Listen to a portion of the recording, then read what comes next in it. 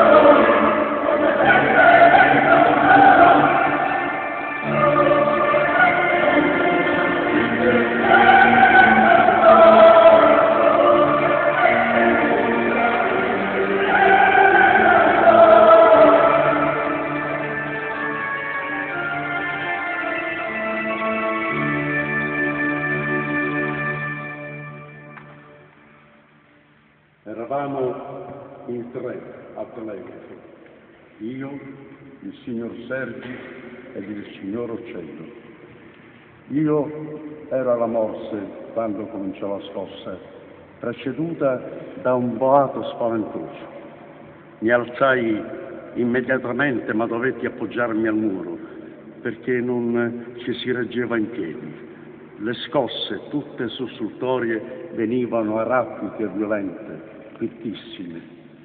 I mobili saltavano in aria, i vetri si rompevano con frastuone, dalla finestra entrava un vento violentissimo.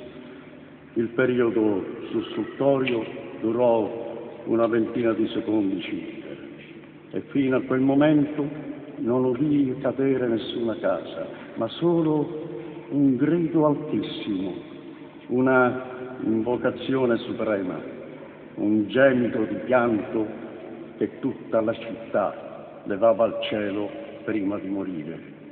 I muri erano sbattuti come foglie, da tutte le case, le finestre, una grandine di tegole, di vasi, di parapetti, di davanzali, di cornicioni si abbatteva nelle strade con un frastuono altissimo. Subito dopo il movimento divenne ondulatorio. Fu la fine di tutto. Io, che prima ero lanciato in aria come una palla, fui scaraventato contro il muro. Ebbi il tempo, passando dinanzi alla finestra, di vedere una visione di case crollanti, illuminate da una luce intensissima che mi abbagliò come quella di un'aurora boreale. Poi il muro cadde e io rimasi preso contro lo stipite di una finestra senza farmi male, però, senza svenire. Non vidi nulla, ma udii tutti i rumori. Prima un solo crollo enorme, gigantesco, come se fossero sparati 1000 cannoni insieme, che mi stordì. Era la morte di Messina e di 100.000 persone.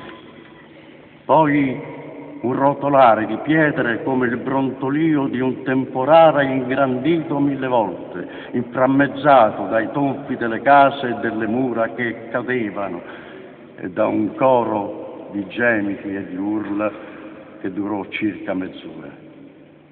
Gli ultimi secondi del movimento tellurico erano stati movimento vorticoso. Mi ricordo che udii cadere le campane della cattedrale e pensai: addio Messina, addio vita, siamo morti.